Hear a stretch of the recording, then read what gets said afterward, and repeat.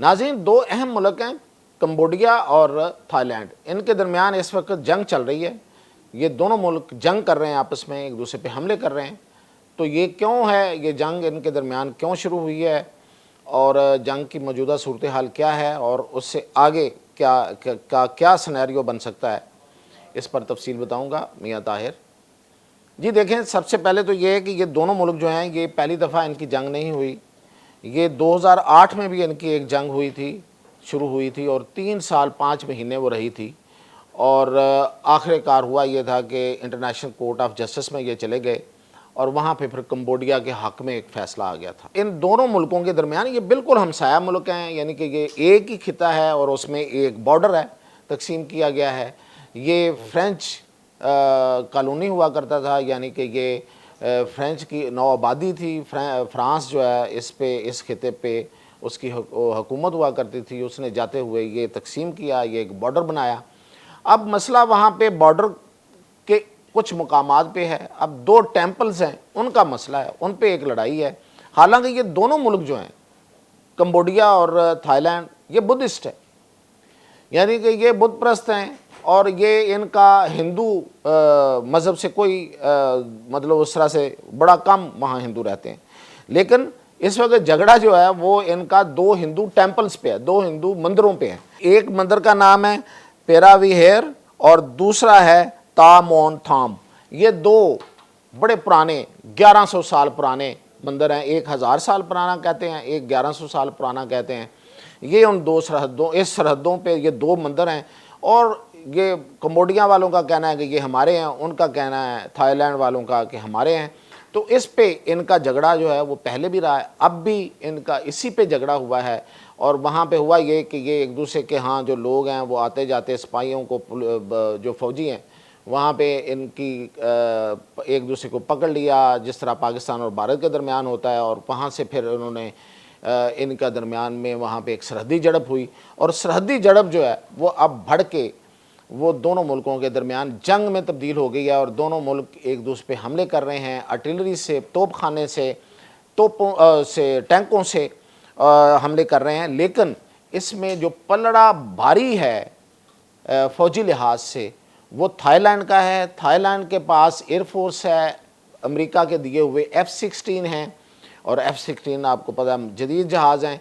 और उसके मुकाबले में कंबोडिया के पास कोई काबिल ज़िक्र जहाज़ नहीं है, बस थोड़े से हेलीकॉप्टर हैं, उनके पास एयरफोर्स ना होने के बराबर है।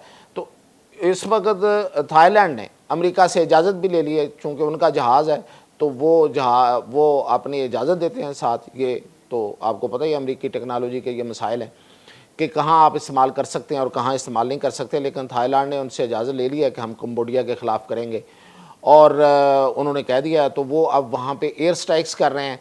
दूसरी तरफ से कंबोडिया से उन पे तोपखाने से गोले मारे जा रहे हैं और उनका कहना है कि वो सिविलियन निशाने जो हैं वो बना रहे हैं।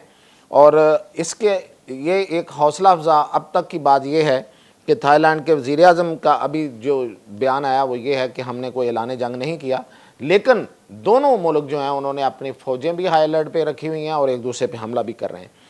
और इसमें साथ ही कंबोडिया जो है वो उसमें चीनियों की बड़ी इन्वेस्टमेंट है। थाईलैंड में भी है लेकिन ज़्यादा उनकी कंबोडिया में इन्वेस्टमेंट है। तो चीन जो है वो कोशिश करेगा कि दोनों मुल्क जो हैं वो उनके दरमियान ये जंग बंदी हो जाए। और कंबोडिया ने पाकिस्तान से दरख्वास्त की है, अभी एक दरख्वास्त उन्होंने भेजी है, क्योंकि पाकिस्तान इस वक्त सलामती कौंसिल का सदर है। तो उन्होंने दरख्वास्त भेजी है कि आप सलामती कौंसिल का हंगामी इजलास बुलाएं ताकि ये जंग बंदी हो सके। तो इसका मतलब कंबोडिया जंग नहीं चाह रहा, थाईलैंड भी शायद नहीं चाह रहा। और थाईलैंड जो है वो वैसे वो चीन के ख़िलाफ़ नहीं है, हाँ अलबत्ता ये है कि उसको वो अमेरिका के करीब ज़रूर है और वो ताइवान के साथ भी उसके कुछ ताल्लुकात हैं, लेकिन को बहुत ज़्यादा ताल्लुकात नहीं है। वो वन चाइना पॉलिसी का वो भी कायल है, वो वन चाइना पॉलिसी के ख़िलाफ़ नहीं है, यानी कि वो ताइवान का चाइना के साथ मिल जाने की मुखालफत नहीं करता, लेकिन ये है कि उसकी ताइवान की हमायत भी नहीं करता।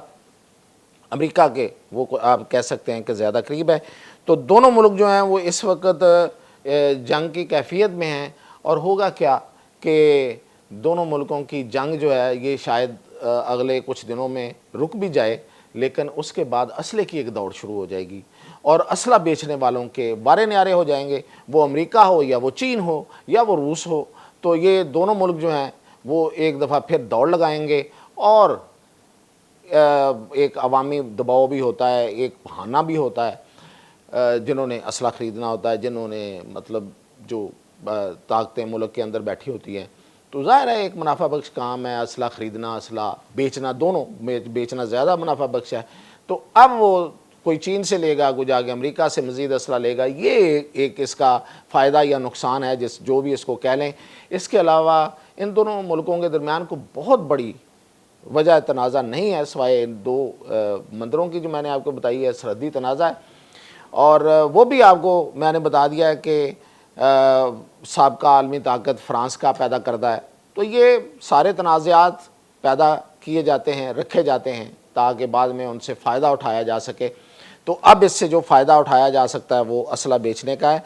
तो ये थी अब तक की जो ताज़ा तरीन जो सूरत हाल थी थाईलैंड और कम्बोडिया के दरमियान। मज़ीद जो भी होगा उसके साथ हाज़िर हूँ।